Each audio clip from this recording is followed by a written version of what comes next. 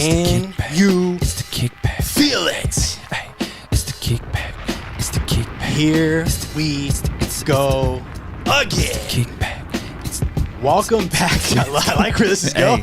Sometimes you just got to start going, man. Welcome back to another episode of The Kickback, live from the MMA Underground. We are your hosts from the Neon Belly Podcast, Nate and John, baby. And tonight we are going to be talking all things UFC 290 and giving our thoughts and final picks and predictions for all the biggest fights on this card, which there's a lot of them. And obviously we want you guys to chime in down in the chat as we go along. Let us know who you're picking.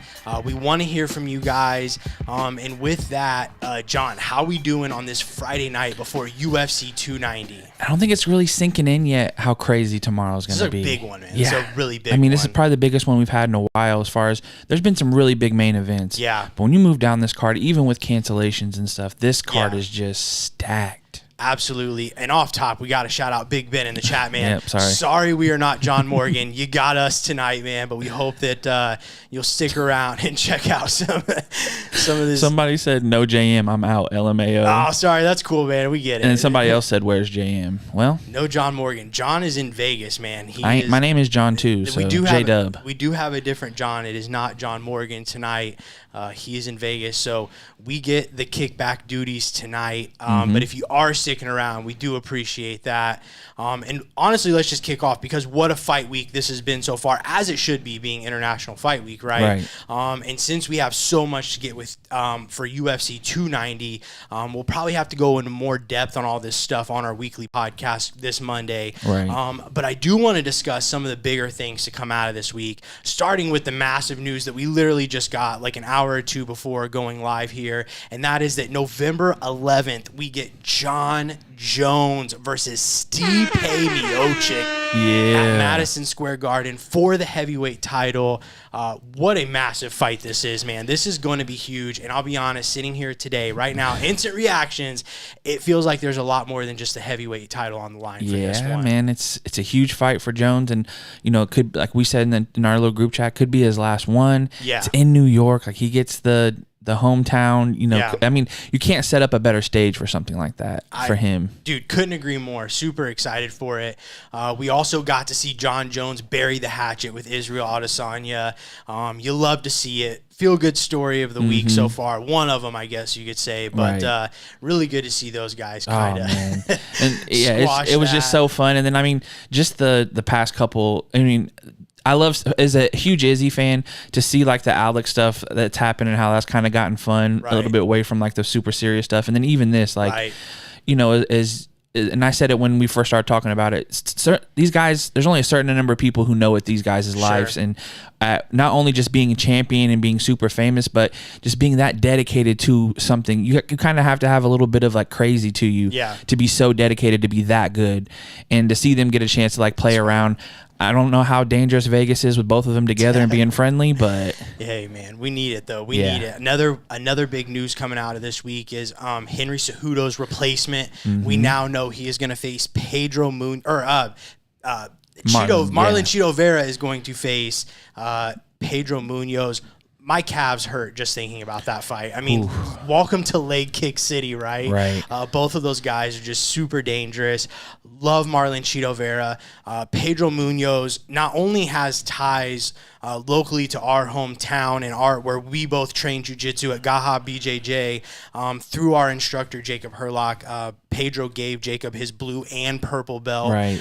So we have, you know, some closer ties to Pedro, but love Marlon Chito Vera and love that matchup, man. Huge opportunity for Pedro, who had to get right back. You know, you had the weird Sean O'Malley fight, and you know, he just had some really bad luck. But this is a perfect opportunity for you to erase all of that for him. Couldn't agree more.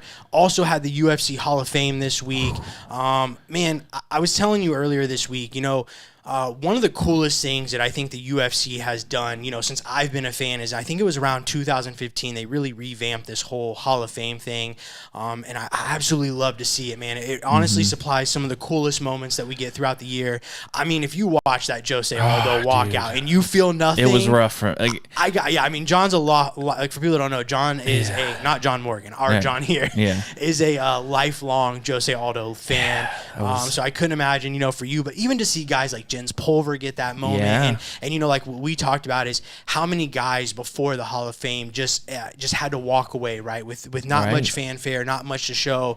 And I love that the UFC has, also implemented the Pioneer Wing, where we're now going back and we're able to, they're able to go back and give some of those guys that shine. And more will continue to come into that didn't get it from before, but love the UFC Hall of Fame and loved a lot of those moments. I love the presentation of it, man, to give them their walkout music or whatever, have their moments in there. They get a jacket, they get the the trophy.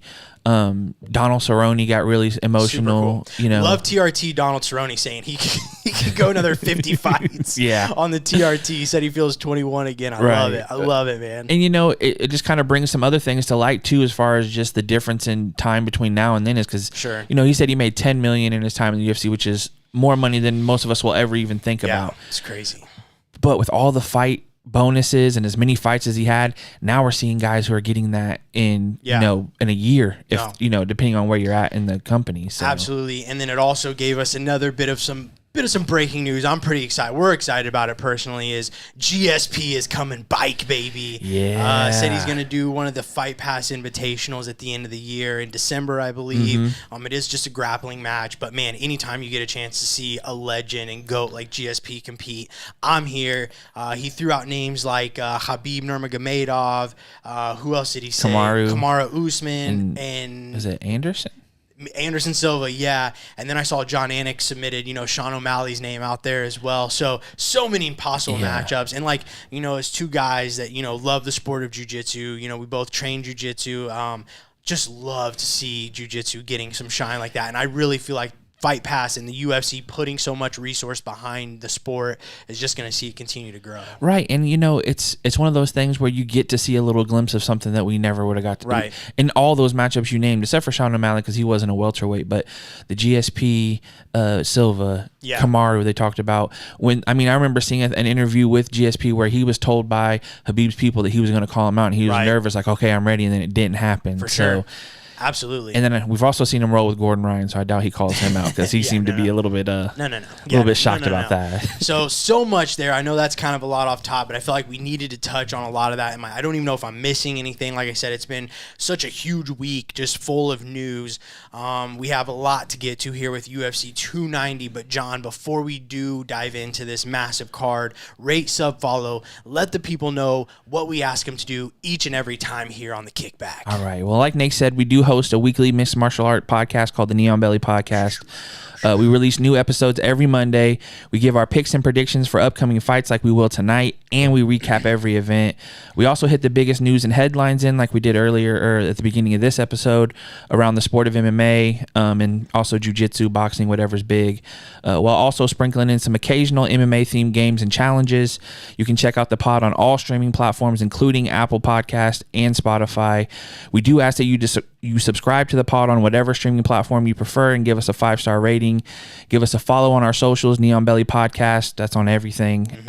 Except for Twitter, that's Neon Belly Pod, but you can get us all there. We also ask that you follow the MMA Underground at the UG on all socials. Make sure you click that subscribe button, turn on the notifications so you know not just the next time we're live, but all the other great content that the UG includes, including interview, other weekly content, and shows. That's right. And down there in the bottom corner, you'll see mixedmartialarts.com. Make sure you're going there for all the up-to-date mixed martial arts news. At John Morgan, you can go get your John Morgan there at his Instagram. At Cody Merrow, shout out to Cody Merrow, always hooking it up, getting us going for these live streams. And with that, let us get to UFC 290.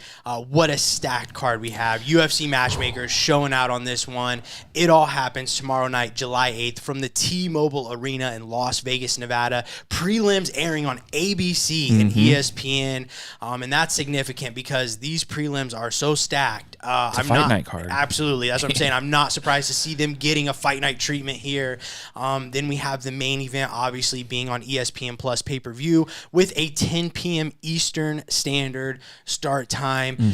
And as per usual and as per tradition, John, you know I got a little fun fact about Las Vegas before we get to these fights. Did you know shellfish consumption in Vegas is over 60,000 pounds per day, which is higher than the rest of the United States combined? Add it up, baby. Some buffets, right? All the buffets. It's got to be. Yeah. Also, make sure you stick around until the end. Me and John assembled some parlays for tonight that we're really excited for. Yeah. And if you know us, we can't just do a parlay without putting our own little twist on it. So you'll want to stick around until the end and see those, as both parlays have a theme. As you will see. But let us also start with a little bit of an in memoriam for a couple fights that we lost recently, as recent as literally a couple hours ago as well. It was announced that Sean Brady dropped out of his matchup against Jack Della Maddalena. And then this week, Trajan Gore dropped out of his matchup with Bo Nickel. Both Nickel and Della Maddalena stayed on this card, with both taking on UFC newcomers, as Nickel will now face undefeated Val Woodburn, and Jack Della Maddalena was scheduled to be taking on also undefeated Josiah Hall, but it was just announced, like I said, literally a couple hours before us going live here, that a pre-fight medical revealed some serious brain issues, sounds like, for Josiah Hall, and he is off of this card. Very scary, very serious stuff. We wish and pray nothing but the best for Josiah Hall. What you got? King Nung in the chat says, does shellfish include turtle? That's up for you to determine, King. Now, yeah. You tell me. If you're a turtle eating kind of guy, that's on you. But serious stuff there, like I said, for Josiah Hall. Seems like it saved his life, man. If you didn't know about that, that's scary. And man. we've had some stuff with people where you see them get sketchy kind of physicals back, and it helps them out to kind of know and be able to clarify. But for him, I mean, he's about to do brain surgery soon. So it sounds like that's kind of more tests are up on the horizon for him. But this also stings for a guy like Jack, man, who, as we discussed on our pod this past Monday and earlier this week when Sean Brady dropped out, this is a guy who has traveled a very long way, right, from Australia for this fight card. So hopefully, I'm hoping they can find him a fight and he can stick around for another week or two and do that. Kevin Holland threw his name out there and said he would fight him on 0 days notice. He'd be ready to go tomorrow night. What were you going to say? Well, I was going to say is sometimes we've seen these guys stick around and they get on the next fight card a new opponent. And the next fight night could probably use a little pick-me-up with him.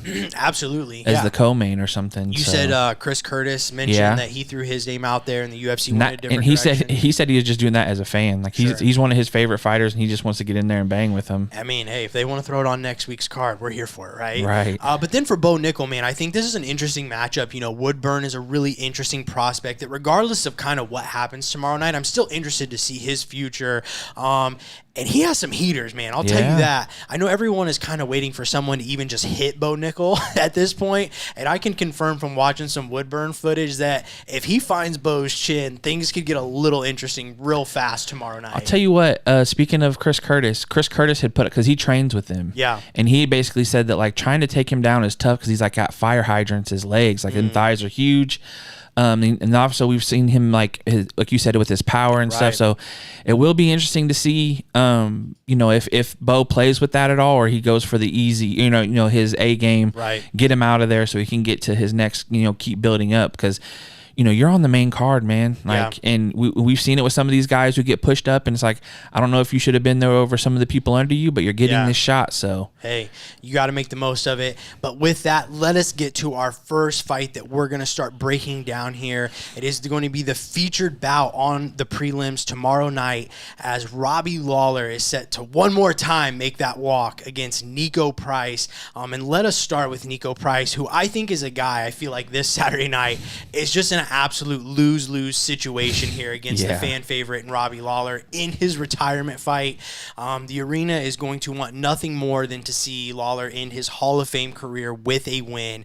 But I can promise Price, who always puts on a fun fight, will want nothing more than to go out and just get a win tomorrow night. And he needs it, to say the least, as well. Man. I mean, he's coming in off the TKO loss to Phil Rowe back in December. He's won just one fight in his last 5. But then for Robbie Lawler, I honestly don't know where to to begin with such a storybooked and Hall of Fame career, right? This is a guy who made his pro MMA debut in 2001, which is nuts, and he's had almost 50 professional fights since then. I wrote a piece on mixedmartialarts.com previewing the last Miami card when they were in Miami, and Robbie Lawler was the only fighter on the UFC roster that fought on that first Miami card, which is just speaks to just how crazy and legendary that guy is. He's obviously the former welterweight champion, right? And as I mentioned earlier, it has been announced it will be his final fight. He will make that final walk as a UFC Hall of Famer, having been inducted in last night for his fight with Roy McDonald, which is literally one of the greatest fights of all time. I mean, you can't say enough about that fight. His speech on that fight was interesting too. He basically just said like he brought something out of me that I wanted to really show people, and he kind of like. You can tell he's getting like flashbacks where it's just like, oh, I don't want to go back there because that was a dark time. And I love that the UFC did that, and I think he's more than deserving of that distinction in this moment. And in terms of the in-ring form for Lawler, as of late, it hasn't been great if we're being honest. Just one of his last 6, but that all means nothing. As you know, tomorrow night, like I said, it's all off the books, just one final walk. And I don't want to steal the moment, but I can't stress enough how big a win is for Price this Saturday. It's like, because with a Lawler win, there is a chance that this is the last time both guys may fight in the UFC after Saturday One for sure. night. Right. That's what I'm saying. So, if Price doesn't win this, one in your last 7, that's not a great run, right? But I think that only makes the fight better because both need wins, but for very different reasons, right? So let's get into this one. Who you taking? What are you thinking about this? Man, I do think that there's no way this could be boring. Robbie Lawler, even the weird fight with Diaz, is still not boring because he's going to keep punching. He's going to keep coming forward. And I think Nico Price is from that same cloth. I don't think that he's going to try to make it boring to get a win. I think he's very much going out on his shield too. And I know a lot of people say, like, when you get to this retirement point, some guys, and Robbie's been through some wars, obviously. He got a Hall of Fame fight out of it. But he doesn't seem like the type of person who, like, maybe like a BJ Penn or some of these other guys on their way out where they just weren't even, like, you could tell from how they just interact with people or talk like they're losing a little bit. He still seems pretty sharp. And I do think he wants to go out on his highest note as possible. I think he's going to go, he's going to keep on throwing until either he puts him out or he gets put out. So it's a little bit of a pick 'em in that point. Also, like you said, they've both been struggling really bad as far as the run they've been on. But I really want to see Lawler get this done. I think everybody does. I need it. Everybody does, and man. Spoiler alert, he's part of my parlay, so I kind of need it.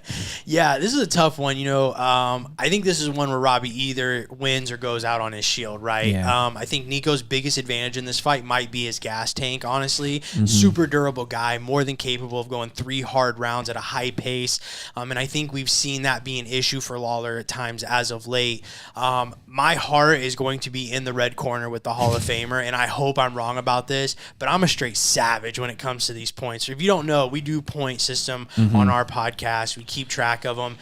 It's us, me, John, and another guy, Brandon, who couldn't be here tonight, and I'm leading the points for this year. We pick every week, most of the fights, and I'm in the lead by a long shot, and I want to keep it that way. So I'm going Nico Price here. I think he kind of plays the long game here, might even look for some takedowns. I don't know. We'll see. I do still think Lawler is by far going to be the better striker here in this matchup. Obviously more power for sure. Just experience, man. You said 50 fights. But Nico has shown a good chin, and it's gone a long way, and especially with that durability. I think it'll be a 3-round all-out war, but I will say Nico Price here in this one. I'm really excited. I think like you're going to get one of 2 performances out of Robbie. It's going to either be a little lackluster or he's going to empty every single tank or a bit of energy he has, and it's going to be crazy. That's kind of what the Barberina one was, right? Like, he started out so good, and then it just kind of faded and faded. But Barberina kind of has that effect on guys. I mean, it's just a same thing. It's just a tough pace, man. And but I will also say, and let me say this, is I've seen a lot of people kind of being critical about Lawler being on the prelims and how they see it as being a little bit disrespectful. I actually kind of feel the opposite. His last fight is going to be on ABC and on ESPN during prime time on Saturday night. It really doesn't get much bigger than that. And it gives as many people as possible the opportunity to witness his last fight in what has been a legendary career. And I honestly think if you ask most guys in a similar place as Robbie Lawler in their career, they would love to go out like this. I don't know. I've seen a lot of people say they find it a bit disrespectful, but to me, it's like, dude, he's on big ABC. Well, I think it's also a situation kind of like I said with Bo Nickel being on the main card, and we've had it with that Royal Rosas Jr., where it's like there's certain fights that could have got on there a little bit more, but also if Jack doesn't get an opponent, there's a good chance they bump this up anyways. If Madalena doesn't get an opponent, Madalena was under this fight anyways. Are you sure? Yeah, it was Madalena, then this fight, and then Bo was, because Bo Nickel has said from the beginning he's not fighting on the prelims, right. So Bo was always on the main card. Bo was Bo and Gore, and actually now Bo and Woodburn are going to kick off the main card. But yeah. So that was never going to be an issue. It was always going to be like this for Lawler. That's how stacked the card is. You kind of forget who's all on it. Yeah, but I like I said, I absolutely love this. I think it's a great spot to be in for a guy like Robbie Lawler, and what a good chance for him to go out with a big win. Obviously, as I said there, we're going to kind of skip over the Nickel Woodburn because we're all kind of leaning Nickel there. We kind of did a bit of a preview there. Again, I'm not saying it's a complete wash, but the odds are there for a reason, right? For Woodburn, it's a tough fight, man, to come in like on a week's notice or less than a week's notice. And with those fights, man, we see either Bo keeps on doing what people expect of him, or somebody spoils the party. Yeah. And that's kind of what you watch for.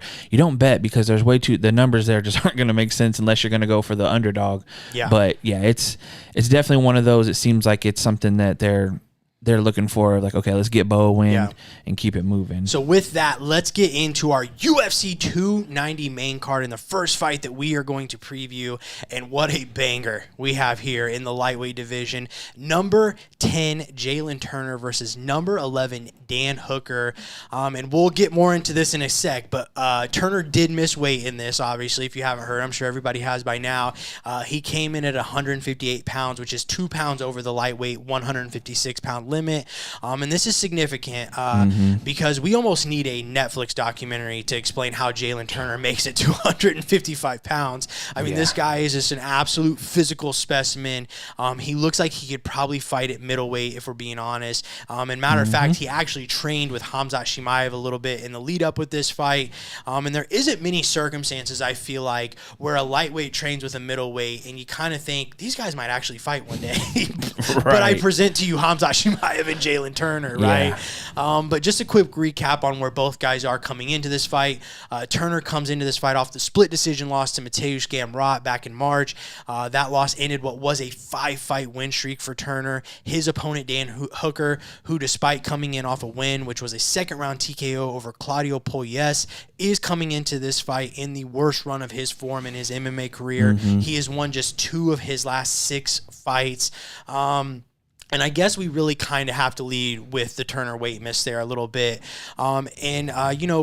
When fighters miss weight, it is always a bit of a big deal, especially on big fights, on big cards. It gets a lot of attention. But I do think there is a bit of some heightened attention here with Turner because he is so big for this division, right? And everyone has probably almost been somewhat waiting for him to not make weight. Now, I'll say sitting here today, I don't see a huge concern with it right now. He's never missed weight before. He had the one catch weight fight. I believe it was with Brock Weaver, if I'm remembering. But it had some like weird circumstances with like COVID. It was like a last minute catch weight thing. And I'll be honest, I don't think he looked particularly bad on the scale either. I thought he looked, I was talking to Jacob earlier and we were like, kind of expected him to look a little bit more sucked down a little bit. Didn't look bad. But rest in peace to a legend, Anthony Rumble Johnson. This guy, he used to make welterweight, and he ended his career as a light heavyweight, and sure, he missed that 170-pound limit a couple times, but the fact that he even made it once is crazy, right? And so you do kind of wonder if one day we'll look at Jalen Turner, maybe fighting at 185 pounds, and think, man, how did that guy ever make 155 without pounds? IVs? Yeah, that's a fair point, because even back when Rumble was doing it, I believe IVs were still legal at that time. So you could rehydrate so much quicker. Well, and then especially when you see him in pics with Khamzat Chimaev, Chimaev, right, who has had troubles making welterweight, as we've seen now, last time out, and Turner physically almost looks bigger than he does, right? So I think only time will tell if maybe this cut has kind of caught up to Turner, but for now, I'm just not too concerned as somebody on the outside looking in, right, with it. And unfortunately, fighters missing weight, it just sometimes happens, and I couldn't imagine cutting weight to begin with, right? But then, you know, you hear fighters say sometimes, like, man, I just went in the sauna and I just wasn't sweating, and you know, nightmare. I just couldn't imagine relying on my body just responding to what I'm trying to put it through. So like, to me, like I said, no crazy red flags. I thought he looked okay, maybe even looked a little bit shocked. I thought, like, I mean, I don't know, maybe not. When you're 2 pounds over, I think he probably knew going up there. But, you know, I haven't personally, like I said, we're sitting here on a Friday night. I haven't seen him release a statement on what happened. I'm sure he will eventually. But for now, like I said, not a big concern for me. But I do feel like there's a bit of some heightened, like, attention because, like I said, he is a big guy, and he is probably the big. I saw somebody say there's like 3 light heavyweights on this, and Turner still has the longest reach of anybody on this card or something crazy. Yeah, dude, I've seen a picture. I've seen a picture. Somebody put him next to Frankie Edgar, who was a former 155 champion. Yeah, but. Different time. Right, but I'm just saying, like, these type of guys can fight there, and he just so happens to be this, like, it's crazy. Like, you've probably seen a whole bunch of guys in the division, like, exhale a little bit, like, whoo, hopefully that means he's going up. This guy's going up, because I don't want to deal with that. I do want to take a little bit, though, like a quick sec to talk about Hooker, too, because I really have a feeling that this fight is a bit of a crossroad for Dan Hooker's career. You know, I think we sometimes talk about fights taking a little piece of a guy in their careers, right? And I think for Hooker, you can clearly see that after that phenomenal fight and war with Dustin Poirier, which it kind of started this downward, you know, trajectory in his career, and he just hasn't been able to kind of find that success that we saw before, where at one time we thought this guy was going to compete for a world title one day, right? And I would never count a guy like Dan Hooker out, and he has this, like, unexplainable, and I think it's awesome, just self-belief in himself. Like, nobody believes in Dan Hooker more than Dan Hooker. I love that, but it just feels like there's a lot on the line here Saturday for Dan Hooker, because I do wonder if a loss may see him kind of slip from the rankings a little bit, because like we've talked about with this lightweight division and the 145 and the 135 pound division, there's just nowhere to hide. There's no easy fights, even when you get out of the top 15, right? So it just feels kind of like a bit of a crossroad there. Right. And I mean, he was bouncing back between trying to do 145 and 155. Obviously, his last showing has been the best we've seen from him anytime soon. And it was really, really good. I mean, it was what we were hoping to see out of him. And I remember saying at that time is that's probably more of where he's at, because this guy's been facing a murderer's row of people. He didn't slow up for this one. Right. So I mean, that's just kind of his MO. He takes anybody and everybody, and like you said, he thinks he's going to win every fight. So I love it, man. Yeah, there's something to that. And I think this is an interesting spot, likewise, for Turner. You know, as we discussed on our show again this past Monday, I think Turner has all the attributes to be a world champion. Like, if you're kind of creating a fighter on UFC, the video game, you create Jalen Turner, right? The biggest guy with the, you know, it's just like he has everything that, you know, the tangibles. But I think for him, especially coming off that loss with Gamrot, and now, you know, with the weight miss and stuff, like, it is going to be interesting to see how he responds, how he kind of bounces back, and can a guy like Turner, who has all these attributes, right, string it all together and beat a guy like Dan Hooker, who, regardless of a run that he's on, it doesn't matter. It doesn't matter how many he's won, how many he's lost. He's a tough out for whoever. You know what I mean? It's always going to be a tough. The guy trains with one of the greatest fighters in the UFC every day. Gosh, you know? And you see those sparring rounds. Holy cow. They kill him and Izzy kill each other. Dude, like, not only that, he's getting Carlos Olberg throwing punches at him, and like all these other guys in the gym, man. It's crazy. It's crazy. It's crazy. He's a psycho. I love it. Yeah. So with that, let's get to our picks. John, Jalen Turner, Dan Hooker. Who you taking? You know what, man? I feel like part of what Jalen Turner brings to most 155ers, especially in the striking, is that I've never dealt with somebody that big and long who's in my weight class, or just in general. Sure. And Dan Hooker sees that every day. Whether it is even like that Blood Diamond or some of the other guys they have in there, I don't know if that length is going to be a problem for him with the striking. Now, Jalen Turner's grappling is very good as well. But I kind of feel like this might be one of the ones where Dan Hooker just kind of Dan Hookers it. I feel like that last performance gave him a lot of confidence, and, you know, listening to him talk, this has been a really good camp for him, and he seems pretty dialed in. Went blonde hair like Charles Oliveira, so I'm actually going to take Dan Hooker on this one. All right. Yeah, I just feel like when you look at where both guys are in their careers, it's kind of hard not to pick Jalen Turner here. And I know that maybe seems a bit harsh considering Turner is the one coming in off a loss and Hooker comes in off a win. But Turner is a guy I still think has a super high ceiling. He continues to improve. And if he can put it all together, I think he wins this fight. We've been seeing Dan get finished a lot here lately, including getting TKO'd by a featherweight in Arnold Allen, right? Now, the weight cut factors into that a little bit. I'm not saying that, but we know Jalen Turner not only hits like a Mack truck, but has really good submissions as well. Dan did handle the grappling threat really well in his last fight with Claudio Puelles, but I just don't think Turner's going to be that desperate to get the fight down like Puelles was. I mean, I think Puelles attempted like 8 or 9 takedowns in that fight, right? And for that reason, I like Turner here to win, and I think he finishes it in under 2 rounds. That's my prediction for this one. Yeah, I just think that, it'll be interesting, like I said, to see what Hooker does or what Turner does in response to somebody being okay with used to his length. And and for Hooker too, he has been finished, but you got to say the names with those finishes when you talk about Islam. Even Arnold Allen, the guy was 1 fight away from a title. He's fought Edson Barbosa, Poirier, the who's who of everybody. So sure, but I mean, even you go back to that Riddle fight for Turner, right? You know, and that's a guy that trains with them a lot and stuff too. And he kind of, again, I just have a lot of belief in the ceiling of Jalen Turner, and I just still think it's really high.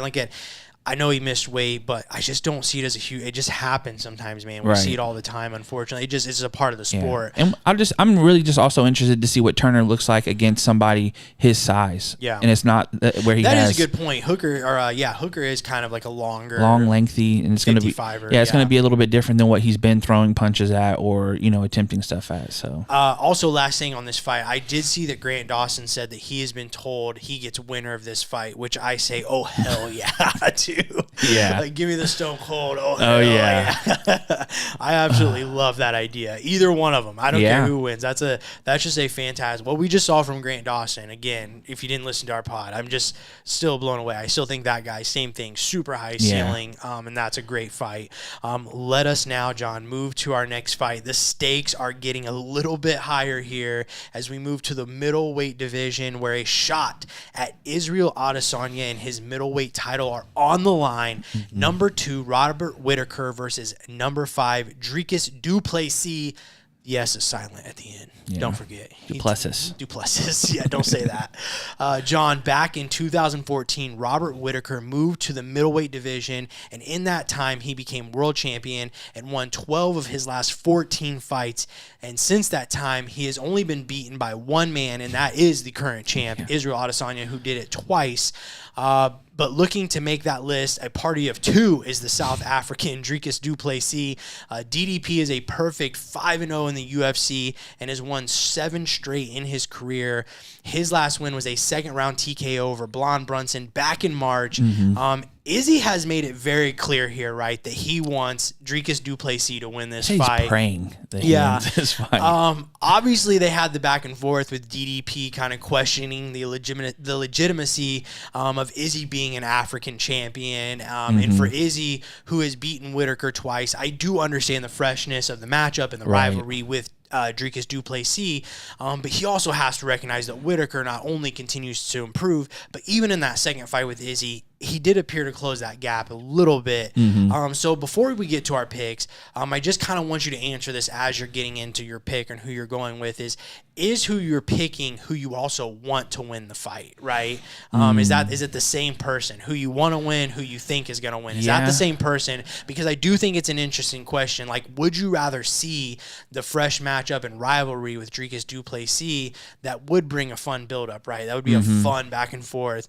Or has Whittaker just improved so much, and the fact that he looked better in that second fight, would you kind of like to see him get one more crack? Plus, if Izzy were to beat him for a third time, it would put that rivalry to bed pretty much forever, right? I'm not saying we are in the quadrilogy, that has entered the chat, but it'd be tough to be 0-3 and get another shot. Well, you say that, but you do have, he's in the same thing as Max Holloway. Whittaker beats every single other person. Right. And as far as to answer your question, it's it is tough, man, because as an Izzy fan, I want to see him like clear out the division. The problem is these guys got to go through Whittaker first, and he clears them out too. It's kind of like what Max has been doing to Volkanovski on his chances at getting any new opponents. So I would say the person I'm picking is Robert Whittaker, 100%. I'll say like second round, like TKO. Like I think he's going to get him out of there because I just don't think DDP brings anything close to the level that Whittaker does, except for that dog. Like he finds a way to win, or he finds himself in fights. Problem is Whittaker finds ways to finish people, and that's the difference between them two, I feel like. But as far as like seeing a fresh matchup and the storyline and how that could all build up, I do think DDP. When's the last time Whittaker finished somebody? Whittaker. Do you have his record pulled up by chance? I can pull it up right now. I was just curious about that. I mean, if not, it's not a big deal. I'll kind of get to my thing here. Go ahead. I think the person I'm picking is also the same person that I do want to win. This week Whittaker, he called this fight his most dangerous fight to date. That kind of put me off a bit because I think most, including myself, have really kind of wrote Du Plessis off in this one. But the more that I watch DDP, I do actually get what Whittaker is saying, because Du Plessis is as awkward and unorthodox as they come. I just don't know how you train for this guy.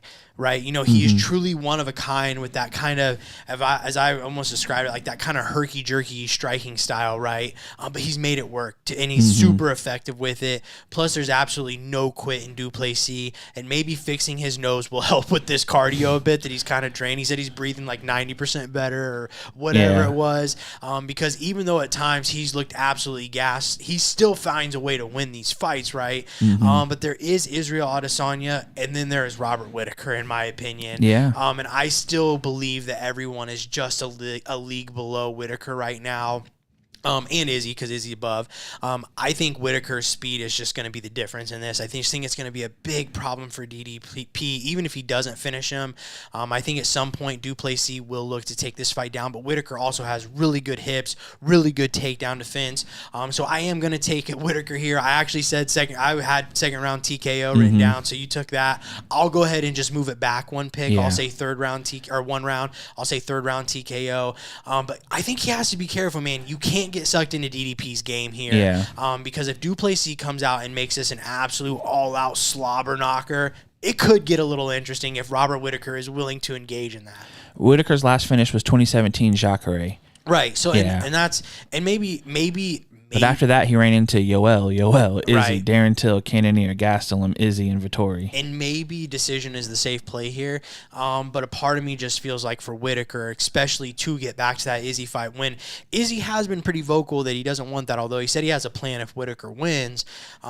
You got to go out and do something special, I think. And I think Whittaker kind of recognizes that. Although I don't know if that really determines his title shot or not. I think either way, he's got that pretty much sealed up. But I do see what he's saying, though, a little bit in the most dangerous fight for him. I don't know if it's the most dangerous fight for him. I'm not going that far. Right. But it is an interesting fight, you know. Well, and, real quick, just to go back on what I said, I haven't been watching as much DDP stuff, and he does have a lot more finishes than I give him credit for, to go back into it. But he didn't get into those names until Tavares, Till, and Brunson, so I hadn't seen as much of his stuff.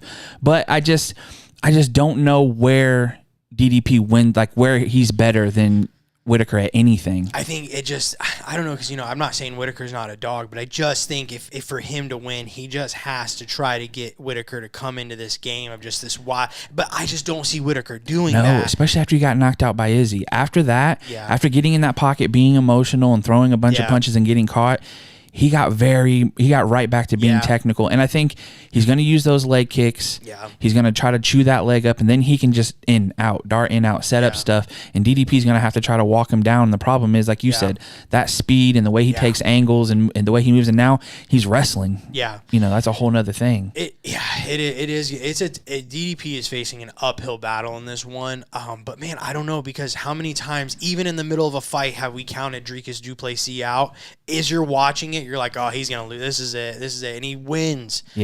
So I get it, and I'm not saying that's a wrong take or that you're wrong, or most people, obviously, you look at the odds are kind of leaning that way, but I also wouldn't be surprised. I mean, everybody can have their day. It's just tough because Whittaker is so sharp. The dude has lost to one person since like 2013, and it's the champ, Absolutely. And with that, John, let us now get to the co-main event. I'm so excited for this one. In the flyweight division for the flyweight champion, Brandon Moreno versus number 2, Alexandre Pantoja. This is honestly just such a fascinating matchup, not just the stylistic side of it, but given the history between these two guys. This will be a rematch, but it's technically the third matchup between these two. The fight that didn't count between these guys happened on The Ultimate Fighter, where Pantoja won via second round submission, but technically obviously an exhibition match there. They would then go on to officially face off a few years later at a UFC Fight Night in 2018, where Pantoja again would defeat Brandon Moreno and did so by unanimous decision. Now, a lot has happened and changed since that fight back in 2018, and more recently with Moreno now being obviously the flyweight champion, and Pantoja coming in on a stellar 3-fight win streak with consecutive wins over Manel Kape, Brandon Royval, and most recently Alex Perez. It was a year ago, though, and I think that's pretty significant, as that is a pretty long layoff for Alexandre Pantoja, so I think it's worth mentioning that. We will get to our picks. But regardless of who you're picking, how much stock do you put into the fact that Pantoja technically holds 2 victories over Moreno?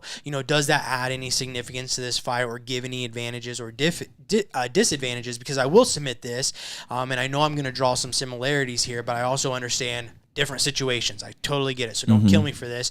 But I think a lot of people will say that that was so long ago and the fights are completely different, which is fair. But when you look at Israel Adesanya and Alex Pereira, not only was there a lot of time between the last time Pereira beat Izzy, but the first fight it wasn't even in the UFC, right? When they fought originally. It was a completely different sport. So I don't think you can completely ignore that there has to be something about the mental advantages and disadvantages about facing an opponent multiple times and not being able to defeat them. So yeah, I think that's also both of those fights happened pre-cut, right? Yeah. Before Moreno got cut and then came back. He fought Pantoja and was cut. Okay, right so yeah. Well, man, can you imagine the motivation that? Well, that's what I'm saying. Too, and even with that, is there any mental advantage or maybe even further disadvantages with that? Like, considering he did get cut after the last Pantoja fight, like, does he use that as motivation, or does that maybe bring him back to the hardships and things that he probably went through during that time? Like, I don't know. We don't know the answers. And I'm not saying that always wins or loses fights, but it is something to consider. Right. No, it definitely makes it interesting, and it's not like Pantoja's been, not fighting top guys as well and performing very well against them. So it's not even like, obviously Moreno's been in title fights, so he's fighting the best guys. Sure. But Pantoja's basically been beating everybody else that's left. And, that Brandon Royval fight win looks way better now, considering where he's at. I mean, he's close to a title fight himself. So. Sure. It's definitely interesting. I don't know. It's tough because when somebody gets cut, and like the comeback story that Moreno has had makes you kind of let some of that stuff off the hook because he's a different guy now. Just in coming back and the way he's kind of reinvented himself and kind of pushed himself. Well, and not only this isn't just us, and even with the Pereira and Adesanya, and even with this fight is, you hear fighters say there is something to that. There is something to not, feeling like, can I even beat this guy, or does he just have my number? So it is something to consider. It takes a certain type of person, I feel and I like. just think there has to be also some significance with the fact that he lost to him and was cut. Yeah. But again, that also started this whole propelling him to becoming a world champion. So it depends how Brandon Moreno looks at it. You're either going to talk yourself out of it or into the pick with something like that. Did you have something over there that you wanted to mention? Man. We got Parker Martin in the chat, who was on the Dreekis plane right now. Really? Loves him, says his wrestling is insane. Plus, he's freaking a cool freaking guy. Called him handsome and said he has the coolest last name he's ever heard. Plessis, I like and Jacob Herlock's in here saying here for the Neon Belly fellas. So appreciate that. Appreciate him. So Parker is taking Plessis for the record. He just said he loves him. I guess he didn't say he's taking him, but he did say he loves him and gave a couple comments. Marcus Mustard put Reaper all day here, and then he put together like a little parlay Pantoja, Rodriguez, and Gomez, sprinkle in Mexico, Brazil. Ooh, so who was that did that one? Marcus Mustard. Marcus. John's got a little Mexican parlay at the end too, so stick around. I like that parlay though. That's a good one. I like that. And we're gonna get to some parlays here in a minute. So if you just stick around, if anybody else listening has parlays, please drop those in. We'd love to see what everybody else is playing for tomorrow night. Keep throwing your picks on there as well. Love to hear it. And of course, we love Jacob Herlock, right? Yeah. Always gonna. Oh, he said Parker Martin says it could go either way. So he likes Du Plessis, but he realizes it's. I mean, hey man, like I said, I feel like the odds are kind of showing like heavily everybody's leaning Whittaker, and I do get it, but again. And I said it just a minute ago, but I can't tell you how many times I've been watching Du Plessis and I thought the fight was over and he found a way to win. Say he's rooting for him and he's putting $20 on him for fun. I love it. Yeah. I love it, Parker. Gotta do it, man. I love it. John, let's get to it. Who are you taking for this fight? Brandon Moreno, Alexandre Pantoja. Man, this is going to be such a good fight. Such a high level. Yeah. If I was Brandon Moreno in this, I don't play on the ground with Alexandre Pantoja. Yeah. Stay away from that. Use this boxing that you've been getting ready for the Figgy fight.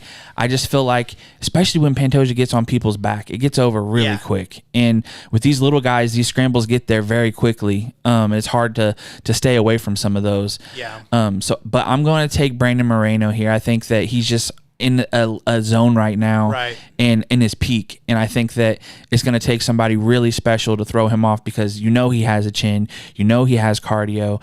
The guy just trains probably harder than anybody. I mean, he's at the PI, he's at wherever he can get. This Mexico movement has just been crazy. Like seeing him hold Yair's like custom belt, you could see like the gleam in both their eyes. Like, what was the story? I hate to get off topic here, and we'll get to. I mean, obviously we're about to go into Yair, but I saw there's a story behind that belt, that interim belt. So every detail on that was hand painted. It's fire. Yeah, it's like something in Mexico. It's like a style or something. It's something cultural. It almost like a chameleon paint. Yeah, but it's like every little detail is hand put into it. Like it's one of one. I like it. So you said Moreno, but I'm gonna say Moreno, and I'm gonna say neither one of them have ever been finished. And that makes it tough too, because they're both very durable. I'm going to say Moreno by decision, just because I feel like Pantoja can create some grappling scrambles and drag it out a little bit. Yeah. And Moreno does hit, but Pantoja has a chin as well, man. Boys, I'm not going to lie. This is a tough fight. I'm really conflicted on this. And honestly, if I didn't have my parlay, I might have been a little bit more into it, but I'm trying to stay true to what I'm going with. Man, this is just going to be such a tough fight for Brandon Moreno. Pantoja is an absolute buzzsaw. He's going to be looking to finish this fight from second one. As soon as they say, let's go, he's going to be looking to finish this. John, you just said it. Back game is elite. You show this guy a freckle or a mole on your back, and you're probably going to get finished. So Moreno definitely has to be mindful of that, especially in those scrambles, right? Because I think that's where elite back takers, and especially in mixed martial arts, that's where they're the most dangerous, are in those scrambles. But I am going to ever so slightly lean Moreno here as well. You just can't deny the advantages that obviously he's going to hold over 5 rounds and in championship fights, when Pantoja has never been 5 rounds in his career before. Now I do think we are entering an era where we're seeing that not be as big of a deal, because I think every fighter now is just so conditioned to go like 15 rounds. But I think there is an advantage, and still that will remain, of just knowing how to win 5-round fights, right? So I do think there is something there. So I'm not saying I don't think he's conditioned, but I do think there is a strategic thing there that we're seeing.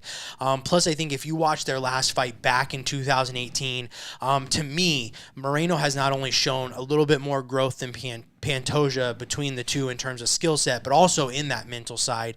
Going into that last fight in 2018, Moreno was coming off a loss to Sergio Pettis, and now he's coming in as the flyweight champion of the world, right? And he got cut, and now he's risen back to that, a championship level, which I do think is significant. I also think, even if you do think the ground is lava for Moreno, which outside of the back mount I don't necessarily see as true. Moreno is a high-level grappler as well. I think his boxing, as you mentioned, is enough to win this fight over 5 rounds. I will say the more I watch Pantoja this week, the more I talk myself out of Moreno winning every time. Dude, Pantoja is just such a finisher, and he's such a savage, man. And he wants this. You can tell. And I really liked him. I loved him on the show. He was my favorite person from The Ultimate Fighter. And just watching the embeddeds, man, you can see how much he wants. I saw today he was kind of bummed. People were booing him a little bit. Yeah. But Brandon Moreno is just such a fan favorite, man. It's like a local fight for him. Right. But even being such a finisher in Pantoja, I remembered Figueiredo finished 4 straight opponent coming into that Brandon Moreno fight, and Brandon Moreno overcame that. Now, it ended in a draw, I get that, but still wasn't able to finish Brandon Moreno having finished his last 4 consecutive opponents. It's going to be tough, and it's going to be close, but I do like Moreno. What'd you say? I said decision. See, I like a decision, too. I definitely think that's the pick, but I'll say Moreno. I think he's going to have to try to get – if he is going to finish, it's going to have to be late, so I'll say 4th round TKO just for the sake of points here, but I like decision. I think that's the play. Chat's going crazy, man. King Nunn has Moreno with the revenge. Parker Martin saying Moreno is different. Marcus Mustard say, I agree about Moreno. I flip-flopped a little. Moreno looked comfortable against Kai Kara. King Nunn says Moreno will hit him with a few good liver shots and may drop him. Marcus Mustard say he is riding with Pantoja, same height at the stare downs. Parker Martin said he's not worth on the odds to bet on, though. The odds have been so stacked recently that anyone can win on any given day. He said take that Brenner, for example. Dude was a maniac. And then King Nunn just said Pantoja will be too intense and come out strong. It will hurt him and he'll get finished or lose a split decision. Odds are tough on a lot of these fights, right? You know, you're kind of trying to look at some of the props and some of these, which, you know, when we get to our parlays, I played a lot more props in some of these. Because, like I said, we have themes to our parlays, as you'll see in a minute.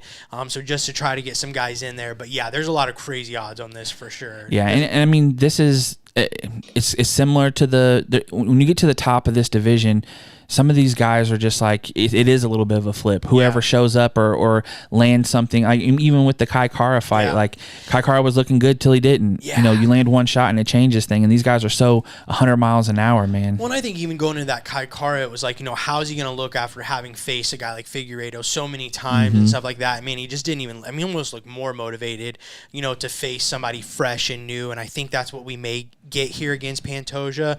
But man, just such a tough fight to pick for. I really believe so, man. It was a tough, and like I said, every Pantoja fight I watched this week, I'm like, well, maybe. And I'm also riding this whole like Mexico wave, man. I just feel like it's, although obviously the Aldana fight didn't go as planned, but you still have so much leverage going into with the other fighters you have, and even champions. Well, if Moreno pulls it off, let's see what happens in the main event. You know, like, can another Mexican fighter on here ride that wave? And last but not least, in the main event for the undisputed featherweight title, champion Alexander Volkanovski versus the interim champ Yair Rodriguez. Yeah, we can't help but say it like that. It's like a mental block. I just can't. It's so hard to say Yair. I even say it like that in my head when I read it. Yair Rodriguez.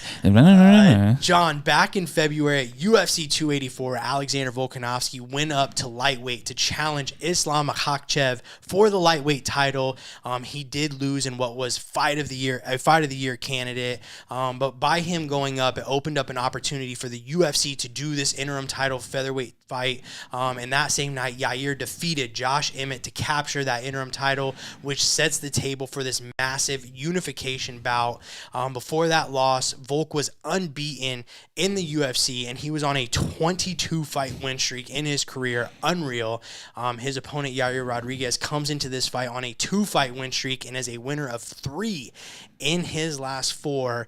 And I'm going to start off because I love numbers and I love facts. Let's go with it. So I want to start out with this, but it's also a bit of a trivia question at the end. And we'll try, we are running a bit of delay with the chat, so I'll try, if people can maybe try to guess it real quick, we'll try. But if Volk wins, he will join an elite list of UFC champions who attempted to go up in weight and challenge for a world title during their championship reign, then return to their weight class and successfully defend their title next time out. And if Volk wins, he will be the 5th fighter to achieve this. Can you name the other 4? So let me phrase it right. So a champion of, like, a reigning champ, so not like former champ, interim champ, like a reigning champion going up in weight to challenge and then coming back down in weight their next fight to retain that belt, successfully retain the belt. Well, only 4 other fighters have done this. Well, I know Izzy's one. Israel Adesanya, who went up to middleweight, attempted to beat Jan Blachowicz for the light heavyweight, lost but returned to middleweight in his next fight and defended against Marvin Vettori. That is one of them. I know it's not Connor. Nope. Because he didn't defend. Never defended. Couture? No. Oh, Randy didn't do it. Nobody really from that era. There's really? One. Amanda? She went back down? Amanda is 2. Only UFC. She is the only UFC fighter to successfully go up in weight, win it, and come back down and successfully defend in her next fight. So that's 2. Which, real quick, while you're thinking, she achieved this when she was bantamweight champ. Obviously, successfully moved up, defeated Chris Cyborg. It just continues to speak to how legendary and GOAT status that Amanda is. Just want to throw that out there.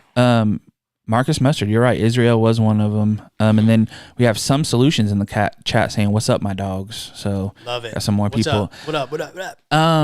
2 more. So John, you got 2 more. You got Izzy and you got Amanda. You need two more. 2 more people who went up. One of them I feel a little dirty for because this person went up and it was for an interim title. Was it Max? Max Holloway was the other one. He was the flyweight champ, moved up to lightweight to challenge Poirier for the interim title.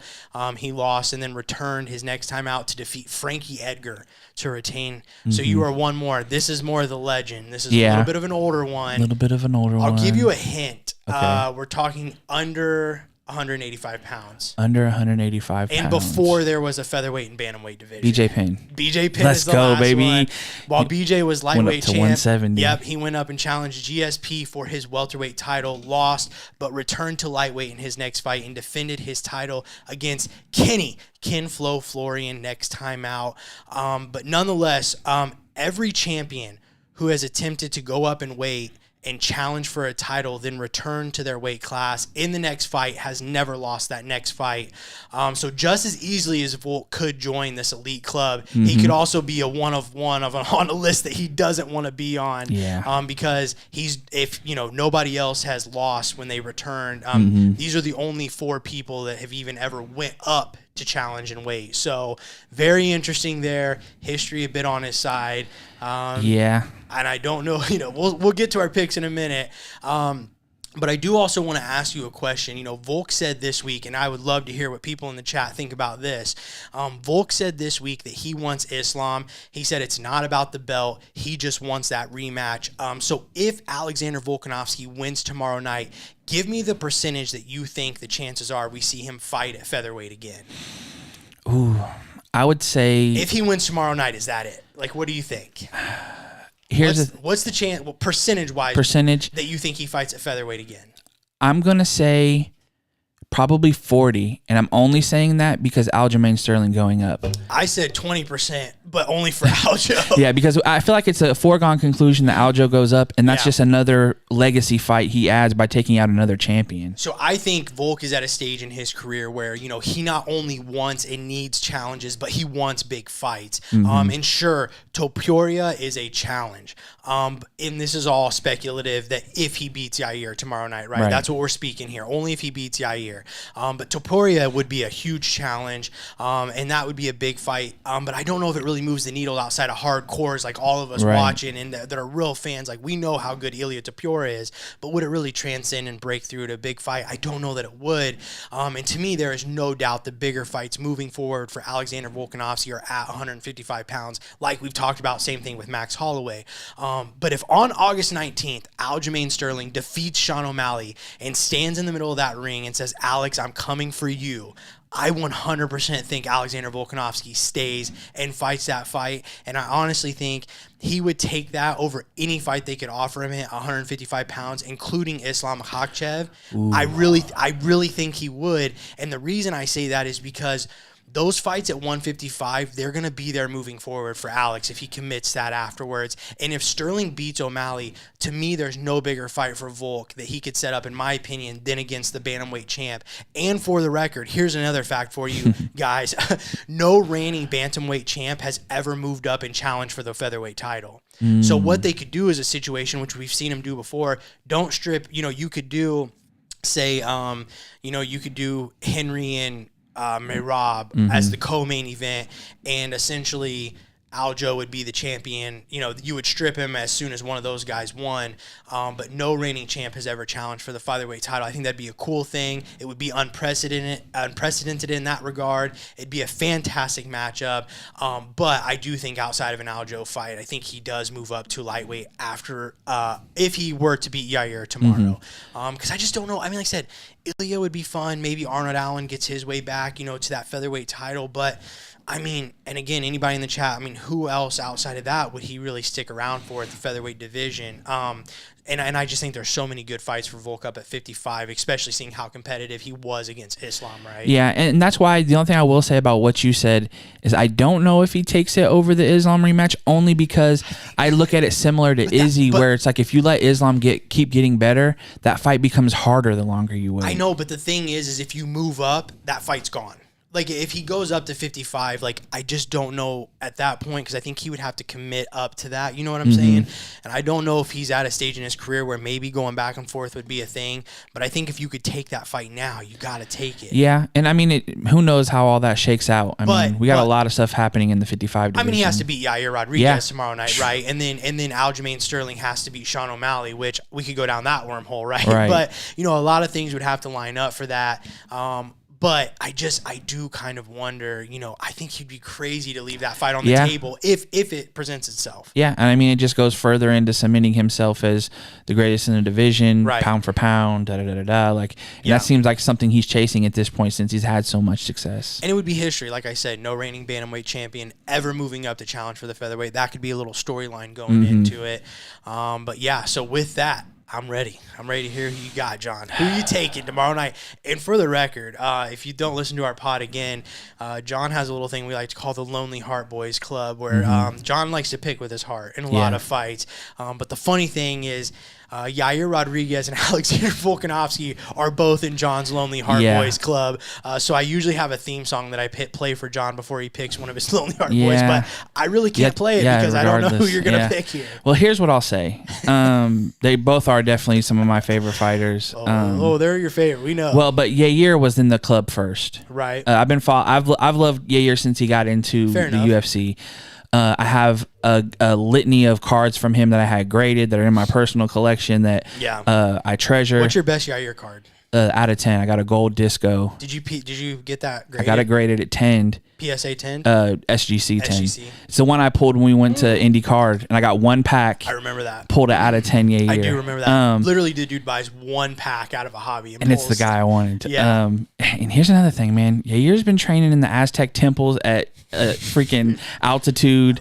I love it. And the guy's just a savage, man. He is. And you know, I thought he could have won the Max fight, which would have made his 3-fight streak even more impressive. Right. To have, if he would have beat Max and then you submit Ortega, however you want to look at that, it happened. And then obviously the Josh Emmett performance was just high level stuff. And as much as I know Volkanovski is acknowledging Yair as a threat, most dangerous probably fighter he's ever fought. Maybe not the best yet, but most dangerous. Right. This whole peaking at 155 and seeing, like, you wonder if, you know, maybe he wants to be done with 145. And who knows? Yeah. You know, it's not something that I'm super reading into, but I just think he wants to be the best. Right. But when you have somebody like Yair, who's like, I mean, when I talk about this Mexican invasion and this wave that's happening, he is the forefront of that for me. Yeah. And I mean, he put it all on display. Like he had, like I said, the custom belt. He's just been going real hard at it. So I'm going with Yair here. All right. I'm sticking with the OG here. I'm going to say I think he needs to take chances because I don't think you can play it safe and beat Volkanovski. It's impossible. Yeah. That's a good point. I do think he's a threat on the ground. I think he has some really funky stuff that he'll throw at people. Even like his strikes from the bottom, he's able to bust people up. Yeah. But I don't think that Volkanovski's ever fought a kicker like this. Somebody who can play that distance. Did you see those kicks he was throwing in embedded? Bro, that's what I'm saying. This guy, when I watched Sean Strickland and Chris Curtis pick for this card. And then it's like I think it was Mike Valle that was holding the pads for him. And I'm just like, dude, I wouldn't even want to like holding those pads like. Oh, dude, for sure. Chris Curtis said that when you watch his Yair fight, it's like when you play somebody in Tekken and all they do is just push all the buttons the whole time. Because this dude is just throwing throwing random combos you didn't know were in the game. He's a video game. Yeah. I mean, when you look at the elbow for against Korean Zombie, like he's just hit some of the craziest stuff, and I don't know. And here's the thing: Volkanovski's working with Izzy and some other people, so he's getting some stuff thrown at him. But I do think that Yair brings a very interesting mix of. He can throw stuff into the 5th round and still knock you out. We've seen that happen. He has one of the most durable chins we've seen in the division. Yeah. Just look at the Max Holloway fight. That was crazy. And he's had his lesson fight. It was the Frankie Edgar fight. And so I think all the things that I'd need to see if he's ready for something like this, I've seen. So I'm going to go with Yair. I'm going to say 3rd round TKO. It has to happen a little bit early. Yeah, you kind of said something there that I didn't really think much about is, you said he's got to go for it, right, against a guy like Volk, and I feel like that's something that, a lot of people talked about with Valentina Shevchenko, like somebody just has to go in there and just go at her, right, and not be intimidated, kind of like we saw Juliana Pena do against Amanda Nunes, like just don't be intimidated, like just go for it, like, you're not going to sit here and win over 5 rounds, they're some fighters are just masters at that, so I do like that, but, you see, like, that was always something people said about Valentina, and then you see Alexa Grasso go out and do that, right, and just brought the dog out and just went at her, right, and found a way to win that fight. So I do think there is some interesting there, again, with that, whole Mexican wave that we're seeing right now, but I am going to go Volk here, man. Right. Not only, again, is history on his side with my number I said yesterday is no champions gone up, came back, and not successfully defended their title, but truly, to me, he's just the greatest featherweight of all time. I do think Yair is fast enough, crafty enough, technical enough. He hits hard enough to get it done, right? He is the interim champ for a reason. Prolific kicker, as John mentioned. And with the right timing, he can put anyone out, including Alexander Volkanovski. But over 5 rounds, which I do think we're going to see, to me, there's just no better and more complete mixed martial artist than Alexander Volkanovski. I think the way he manages distance as just such a high level, and as high level as we see in mixed martial arts. And I think he can make it difficult for Yair to kind of get some of those kicks going offensively, or at least kind of disrupt the space and timing for them a little bit. I also believe he could take this fight down, possibly edge out some of those closer rounds, right? I do like him by decision. But honestly, guys, like either way, just cannot wait for this matchup, right? This is just this. I think this is going to be another like 5-round dog fight. I could see it kind of playing out like Max Yair, but I really do believe Yair. He's not going to make this easy for Alexander Volkanovski. Even though I'm going Volk here, he's not going to make it easy, man. And I'm building in my head and even like in my stomach, I'm building up this moment that if this dude wins this and climbs up on that cage, they pass him, the custom, but like that moment is just going to be. I see more custom belts, man. I did see somebody like, we have like the, guys sometimes get their own like shorts based off their country and stuff. I do like it. Get these guys some custom stuff. Like give a little bit of flair to it, man. Who was it recently that said they wanted purple shorts? Who was that? Just fought. I can't remember. Was it Brendan Allen? Was it Ilya? Somebody said it wasn't Ilya. It was somebody who said, like, I've fought in every color but purple. Anything from the chat in terms of our main event before we get into our parlays? No, we haven't got anything. Okay. Parker Martin did say that his brother knows his history. He's talking about me for getting the questions right, so I appreciate that. He said what? He said, I know my history. Oh, yeah. We've been fans for a long time. And then Marcus Mustard said he's missing the LFA fight on Fight Pass 1 second, so he's kind of going in between us and that's that, fine. That's fine. LFA is tonight. That's right. We had some 1FC this morning as well. So, man, we've been fans, I was thinking about this the other day, I think 17 years. I did the math. Yeah. So we love this sport, man. We've been around this thing for a long time. Absolutely. With that, John, let's get to these parlays. I'm really excited for that. This is something different we're going to try. And again, we did these kind of for fun. You'll see they have a theme. We both are playing these parlays. We both just sprinkled like $5 on them. So if you do want to do these, just be smart. Be responsible about it, as you will with We are not saying make these bets. We're just saying this is what we're making. We just kind of do this every now and then on these big fights. We just have some fun with some parlays. We're not sponsored by any big betting site, so we won't tell you what sites we use to get these odds. But if you do decide to play any of these tomorrow night, let us know. Also, if you have any cheeky parlays that you're running tomorrow night, drop those in the chat right now. We're about to wrap this thing up, so try to get them in as quickly as you can if you got any. And with that, let us begin with John's parlay. John, what did you call this thing? Tell us about your parlay. So just a little background on me and betting in general. I'm the type of guy who throws like $5 on betting on every single fight on the card. Sure. And I always lose, or I lose it by one fight or something stupid like that. So, but for mine, my concept is 3 amigos and a gringo. So Mexico is heavily represented on this card, as is Australia. But I wanted to go the Mexican route. I kind of had the theme throughout this, if you guys haven't been paying attention. So I'm going all money line, Brandon Moreno, Yair Rodriguez, Jesus Aguilar, and the gringo, Robbie Lawler, baby. Robbie Lawler is the one who kind of pushed up my odds on it. It's a plus 2,771. So $5 to win 143. Let's go.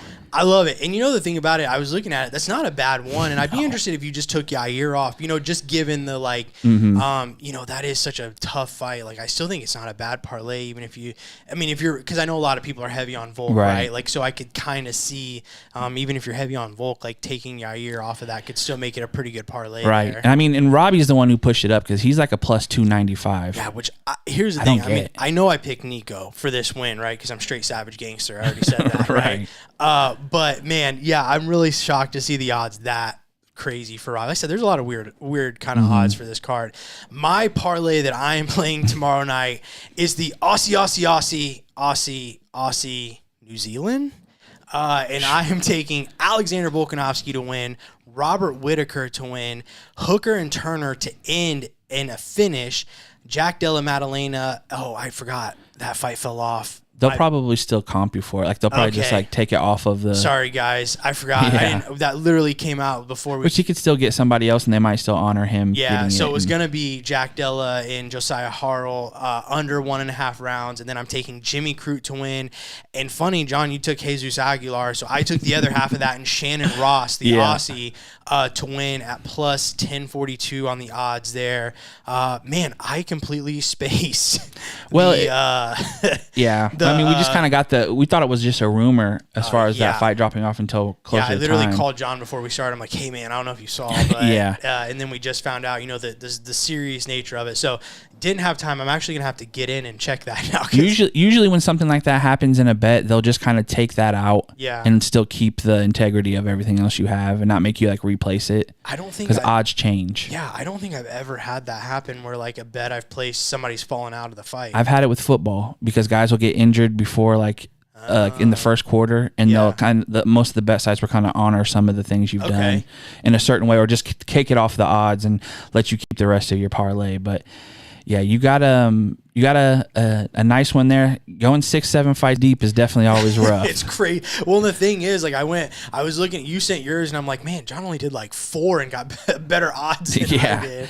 But it is tough. Like some of those, like Jack Della, and, some of those odds are just so inflated, and I was just kind of trying to find, props that would like kind of lower those odds a little bit. So yeah, and when I went for mine, when I was trying to pick the gringo part, I was like, well, I can't pick Bo Nickel because I'm not going to make any money off of that. Now, again, you could look for a parlay, or a prop. I don't know what the props were on it. Well, they didn't have one on where I was betting at. Yeah, it was just straight up win. I need to find a new betting site. Yeah. So, but yeah, no, that's our parlays, man. And if you guys have one, even if you don't, tell us here, because we don't have anybody in the chat or right now. But when we get into the podcast, if you guys come check out our podcast, we post on our Instagram. You can send what you bet on, and if you hit, definitely let us know. We'd love to see if even if you put in on one of ours and you hit, and we all win. I mean. Well, mine's gonna need some revision, so we'll have to go back to the. Well, here's the thing: if one of us win, the other one loses because of the Aguilar and Shannon Ross. Yeah, that's very true. Well, that's it. That's all we got. Again, just want to thank everybody who jumped in tonight. Please, again, check out our weekly mixed martial arts podcast, the Neon Belly Podcast, right down here. Give us a follow on all social media at Neon Belly Podcast. Also, make sure you are subscribed right here to the MMA Underground YouTube. Make sure that you give them a follow on all social media at the UG. Mixedmartialarts.com guys. You'll see down there in the bottom corner. Make sure you're going there for all the up-to-date MMA news. And I think that's it. Anything else before we go, John?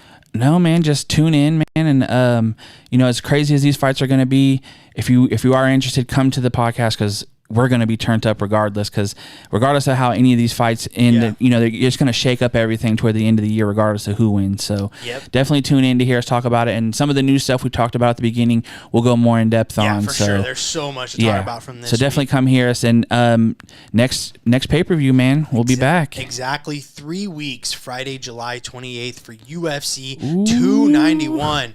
Dustin Poirier versus Justin Gaethje. Jan Blachowicz versus Alex Pereira. In Boston. Tony Ferguson versus Bobby Green. Until then, check out the podcast. Keep it locked. Our guy that dipped out because no John Morgan. Sorry, man. At John Morgan. John's all over this channel. Yeah, we just got to get him involved one time so people will get what they want. That's what we need. That's exactly what we need. Until then, we'll see you guys later. Peace. Boy.